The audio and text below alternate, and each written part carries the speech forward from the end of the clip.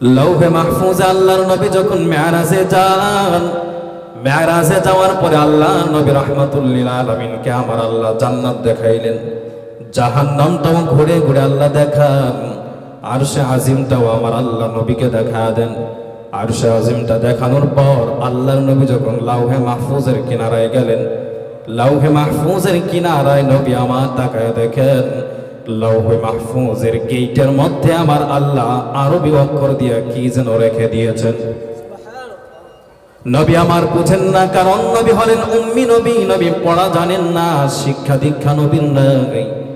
যদিও নবীর দুনিয়ার অক্ষরিক জ্ঞান নাই, তারপরেও আমার আল্লাহ তামাম দুনিয়ার সমস্ত বিজ্ঞানীদের বিজ্ঞানী বানায়া আমার আপনার নবীকে দুনিয়ার জমিনে রহমত করে পাঠাইছে। নবীকে আল্লাহ এগুলো কি? আল্লাহ তাআলা বলেন, ওই যে আরবে ছোট ছোট খোদাই করা অক্ষর দিয়া লেখা দেখো, এগুলো হলো মহাগ্রন্থ আল কোরআন। সুবহানাল্লাহ। আমার আল্লাহ তাআলা নবীকে পাঠানোর পর এই মহাগ্রন্থ আল কোরআনকে জিব্রাইলের মাধ্যমে লৌহে মাহফুজের ফলক থেকে একসাথে একবারে নবীর কাছে দিয়া আল্লাহ তাআলা দুনিয়ার আসমানে একত্রে সর্বপ্রথম নাজিল করেছেন।